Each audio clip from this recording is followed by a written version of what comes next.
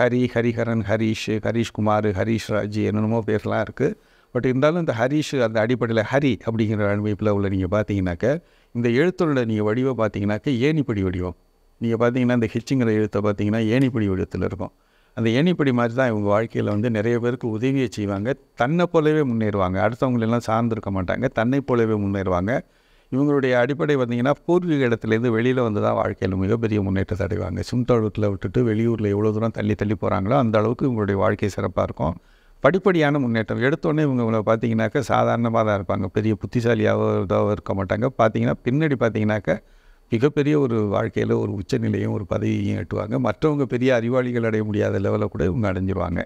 இவங்களுக்கு எங்கே சவால் அப்படின்னு நீங்கள் பார்த்தீங்கன்னாக்கா நெஞ்சு சம்மந்தப்பட்ட இருதய சம்மந்தப்பட்ட, ஏன்னா அந்த ஹரிஷுங்கிறது ஹெச்சுங்கிற எழுத்து ஹார்ட் சக்கரான்னு சொல்லக்கூடியது. அது இங்கே தான் வேலை செய்யும். அதுவும் பார்த்திங்கன்னா ஹெச்சில் தான் ஸ்டார்ட் ஆகும். ஸோ அந்த ஹார்ட் சக்கராவில் வேலை செய்யும். அந்த மாதிரி இருக்கும்போது இந்த ஹார்ட் ரிலேட்டட் ப்ராப்ளம்ஸில் கொஞ்சம் கவனமாக இருக்கணும். இந்த மாதிரி இருந்துட்டாங்கன்னா வாழ்க்கை சிறப்பாக இருக்கும்.